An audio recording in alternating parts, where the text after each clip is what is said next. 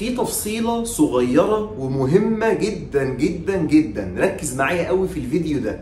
التفصيلة دي بخصوص تنظيف بوابة الهواء، وخصوصا لو كانت من النوع الدرايف باي واير او البوابات الكهرباء زي ما بنقول عليها يعني. ايه بقى هي التفصيلة دي؟ التفصيلة اللي انا هقول لك عليها دي انا نفسي كنت بقع فيها زمان اول ما بدأت في الشغلانة. كنت مهتم قوي، او لما باجي انظف بوابة الهواء كنت ببقى مهتم قوي بنظافة الزور ده.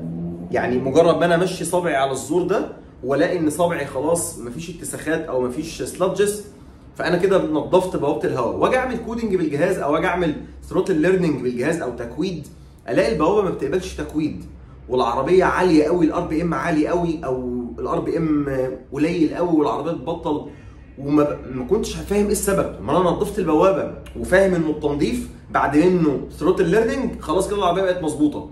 اتضح ان في تفصيله صغيره قوي كانت بتقع مني، وللاسف هي زمان كانت بتقع مني جهلا مني لان كنت لسه في بدايه مشواري. في بقى طبعا فنيين النهارده اللي هم خصوصا اللي هم ما بيستخدموش جهاز الاعطال يعني، او ما عندهمش ثقافه استخدام جهاز الاعطال، بيقعوا فيها. فخليك انت عارف التفصيله دي وبلغ بيها الفني اللي هينظف لك البوابه، او حضرتك لو هتنظف بوابتك بنفسك اهتم بالتفصيله دي قوي. ايه هي التفصيله دي؟ طبعا دي بوابه عاديه مش كهرباء، بس انا هشرح لك بس عليها التفصيله دي فين، لان هي البادي من جوه واحد، الميكانيزم واحد. بص كده، انا زي ما قلت لك زمان انا كنت مهتم بنظافه الزور ده.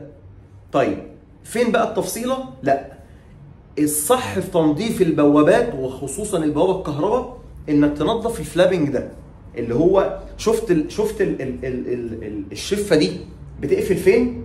الحته اللي هي بتقفل عليها دي هي دي اللي انا عايز انضفها، وهيظهر لك صوره دلوقتي وانا بتكلم عن مقصود كلامي عشان تبقى انت فاهم فين اللي هي بنقول عليها بالبلدي الشفه دي اللي بيقفل عليها الثروتل موتور، او اللي بتقفل عليها الخانق بتاع البوابه. الجزء ده لو ما تنضفش كويس من فوق ومن تحت كويس جدا في البوابات الكهرباء، البوابه عمرها ما هتقبل معاك تكويد. انسى، لو اتشقلبت مش هتقبل معاك تكويد، لانه المفروض ان البوابه الثروتل موتور لما بيجي يقفل المفروض انت بتنظف، معنى انك بتكود البوابه معنى انك بتعيد القيم الصحيحه من تاني، لان كان في قيم غلط نتيجه الترسبات دي. كانت البوابه مفتوحه مثلا بزاويه ما معينه، الزاويه دي غلط، الزاويه دي ما كانتش صح نتيجه الترسبات الكربونيه. لما انت شلت الترسبات الكربونيه دي المفروض بتصحح او بتعمل كوريكشن للفاليو دي او للقيمه دي، ان بقول للكنترول خد بالك يا كنترول انا نظفت الجزء ده فزاويه البوابه بقت بتقفل مرتاحه.